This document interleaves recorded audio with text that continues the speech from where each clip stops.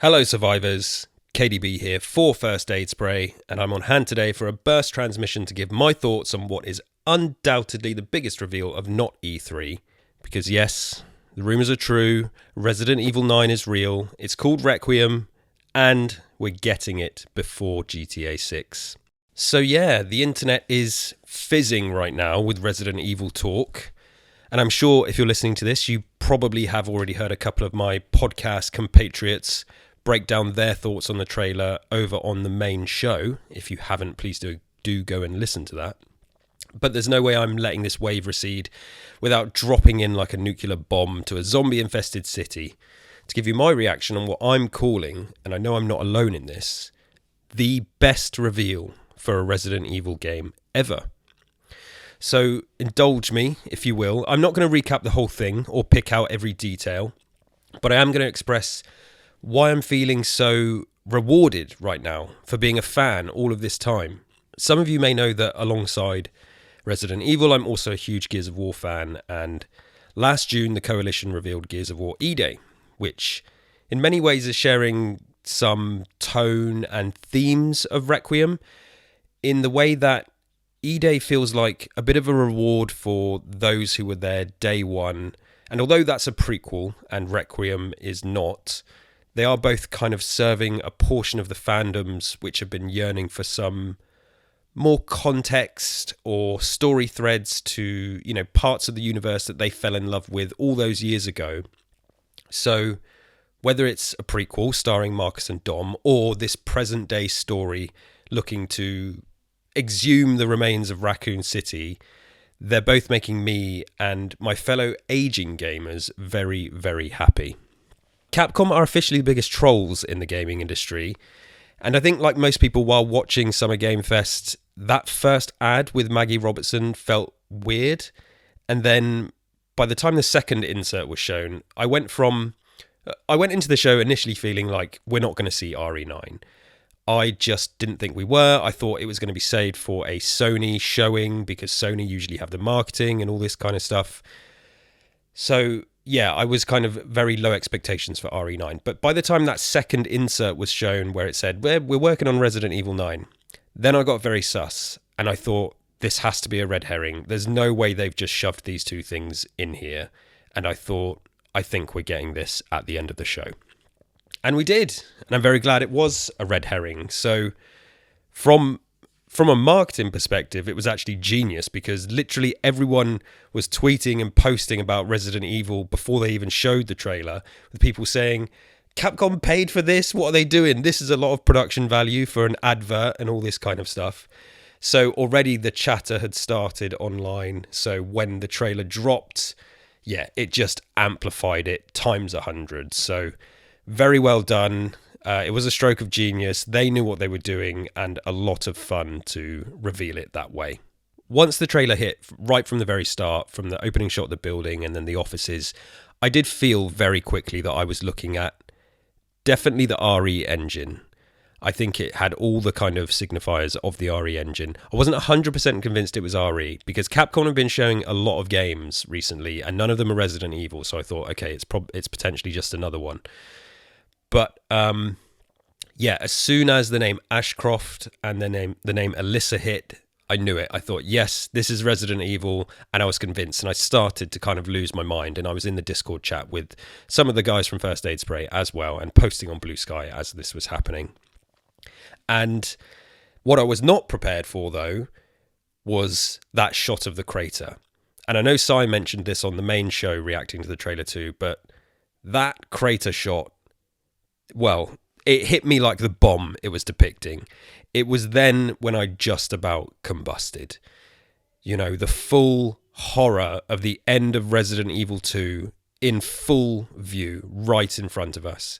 We're going back to the front hall and my God, does it need some work doing. Then in the trailer, horror ensues, voices are heard, questions are asked, and the title hit with a classic Resident Evil zombie-like mouth. It's all real. Resident Evil Requiem is real. Resident Evil 9 is confirmed. As I keep saying, please do go and listen to the main show because they break down the trailer in great depth. And that's kind of not what I'm doing here. But I'm here to give you just my reaction and my main takeaways. And I honestly think my main takeaway from this fantastic trailer is that it's able to be so powerful purely based on the fact that it's arriving at this point in the history of the franchise. It's so cleverly put together in its structure in a way that it doesn't alienate newcomers to the franchise, easing us in with new characters while at the same time giving us all those huge rewards to those of us who've been along for the ride for the last damn near 3 decades, as it started to reveal names and locations. And I don't want to come off as a gatekeeper. I encourage new fans to dive into RE as much as possible. But this trailer really did feel like you would get so much out of it as a newcomer. It's exciting, intriguing, and mysterious. And if you're just into horror games. But then really, if you've got the knowledge of the franchise, of the history, the references, they're all there. The lore ramifications and questions for us, they're astronomical. And I have so many questions and I am so excited. And it just felt so good in the same way I was watching that E-Day trailer last year, that they're sending a message here to the fans. This is for the fans. And yes, E-Day is a prequel, slightly different, but it's very clear that Capcom are doing something here that is absolutely protecting the franchise going forward, but serving up the rewards for those who've been along for the ride. And that was kind of my biggest takeaway. You know, I have all the excitement for the new game and the new experiences that we're going to have, but yeah, it's just, I felt like my patience was being rewarded. Very good stuff. My other main takeaway is that Capcom now really seem to have their stuff together when it comes to Resident Evil. And what I mean by that is, so I have been, and I'm definitely not the only one, who for the longest time has been quite critical of how they've handled canon, tone, style, extended media.